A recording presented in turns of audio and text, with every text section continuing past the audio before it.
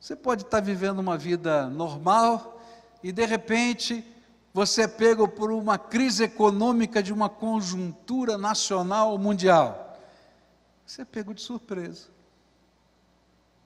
Você pode estar vivendo uma vida normal e de repente alguém chega para você e diz assim: olha, muito obrigado, foi muito bom trabalhar com você, mas a partir de hoje você não precisa mais trabalhar aqui. E aí você diz: e agora? Como é que vai ser? Às vezes você está vivendo uma vida normal e de repente vem uma enfermidade, uma nova situação de família, um problema que um querido nosso está enfrentando e que afeta a gente diretamente. A grande lição do inesperado de cada tormenta da vida é nos lembrar que nós somos somente humanos. Você é somente pó. Olha para quem está perto de você assim, ó, você é só pó. Pode falar. Agora, escuta, porque você também é só pó. Só pó. Você não tem poder, você não tem capacidade de controlar nada na vida. Não tem como. É por isso que Jesus vai ensinar os seus discípulos, não apenas no meio dessa tempestade, mas quando ele ensina em particular os seus discípulos em João capítulo 15, ele vai dizer assim: eu sou a videira e vocês são os ramos, quem está unido comigo e eu com ele, esse dá muito fruto, porque sem mim vocês não podem fazer nada. Sem o Senhor você não pode fazer nada. Você não tem controle. Ele está no controle.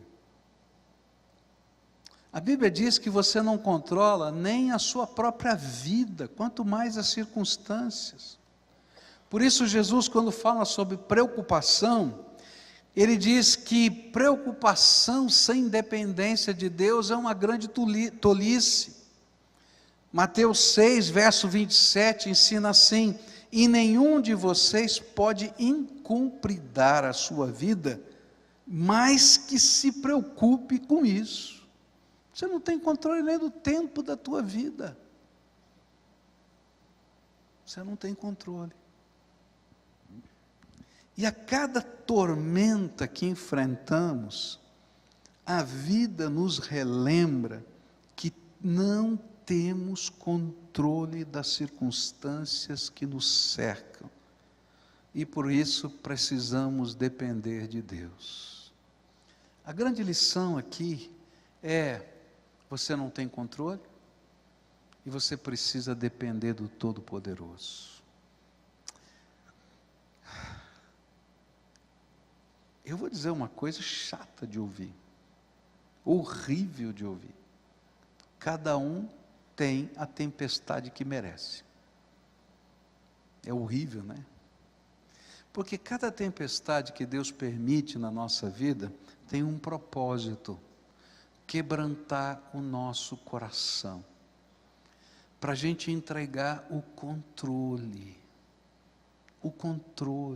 da nossa vida na mão do Todo-Poderoso. E se a gente não entrega o controle da vida, a gente vai de tormenta em tormenta, tentando controlar o vento, tentando controlar o mar, tentando controlar o incontrolável, e se perde. Aí a gente precisa ir lá para o fundo do barquinho e chamar aquele que tem controle para fazer diferença na nossa vida. E sabe o que é pior? É que às vezes a gente imagina que tem controle, mesmo tendo Jesus no barco. Mas a gente não tem controle. Segunda lição que eu aprendo aqui nesse texto, também está no verso 37. Começou a soprar um vento muito forte, as ondas arrebentavam com tanta força em cima do barco, que ele já estava ficando cheio d'água.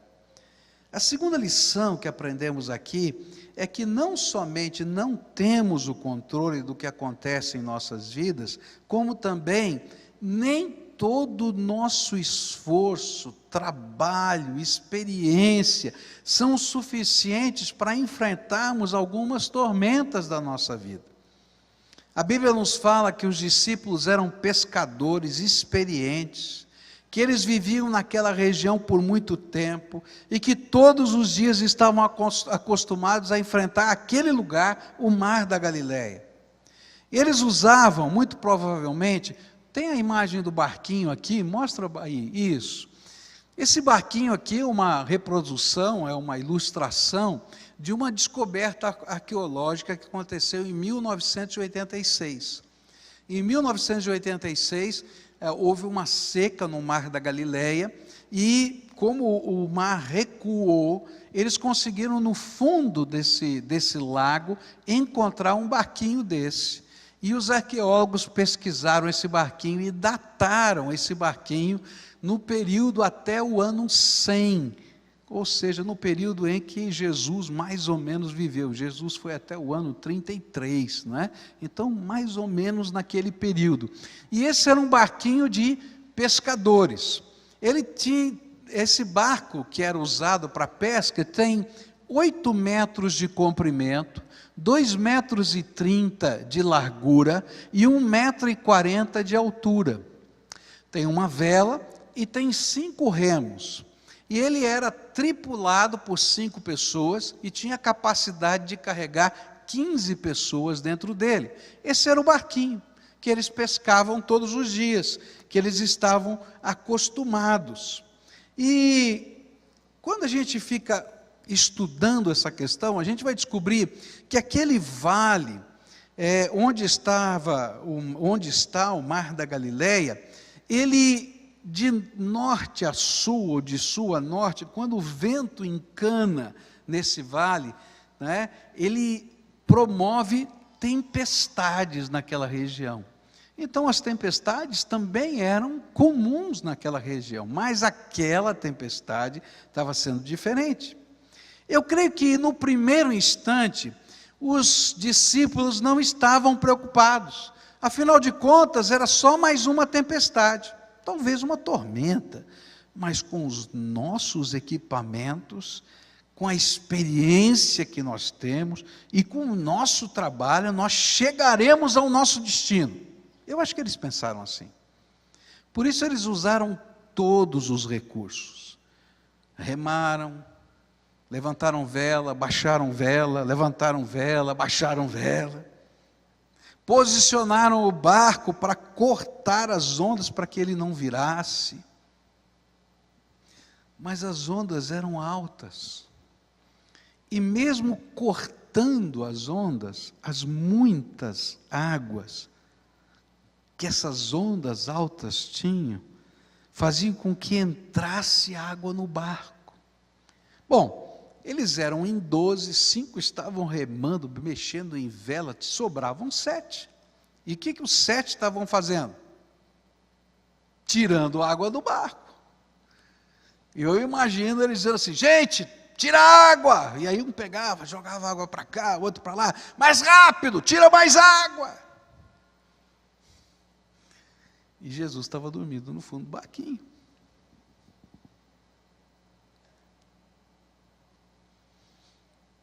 Mas à medida em que o tempo ia passando, entrava mais água do que eles eram capazes de tirar. Tira mais água, vai rápido, mais rápido, isso lá, mas não davam conta. E de repente eles começaram a perceber que uma tragédia era iminente. Eu creio que nós somos muito parecidos com os discípulos. A gente não tem controle de quando, nem como as coisas vão acontecer. Mas às vezes nós pensamos parecidos com os discípulos. Nós pensamos assim: olha, com a experiência que eu tenho, com os recursos que estão disponíveis, quem sabe com a influência das pessoas que eu conheço, com o meu trabalho, a gente vai atravessar essa tempestade. Quantas vezes a gente já não pensou assim?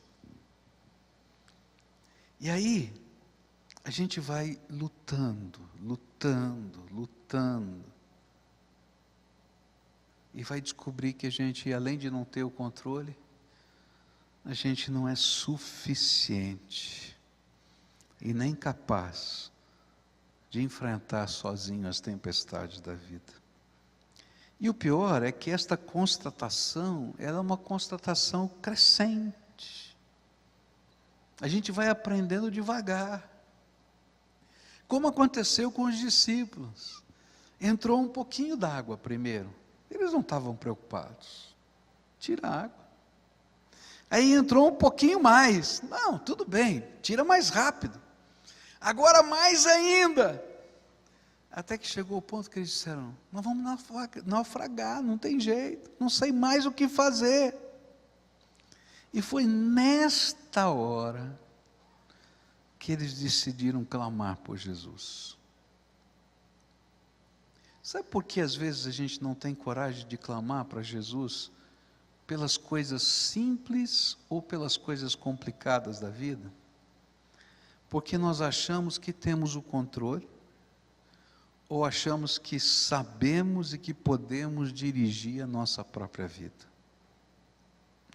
Mas são as tormentas que nos mostram que não somos capazes nem de fazer as travessias mais corriqueiras da vida sem a bênção do Senhor. A gente precisa mais do que ter a companhia de Jesus dentro do barquinho. Jesus estava lá. Mas para poder atravessar a vida, a gente precisa mais do que Jesus estar pertinho da gente. A gente precisa mais. Sabe o que a gente precisa? Entregar a direção da nossa vida nas mãos dele.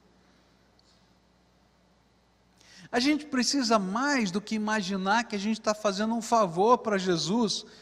Eu acho que os discípulos, a primeiro momento, disseram assim: vamos fazer um favor para Jesus. Jesus precisa atravessar o lago. Vamos atravessar, não tem problema, a gente tem o barco.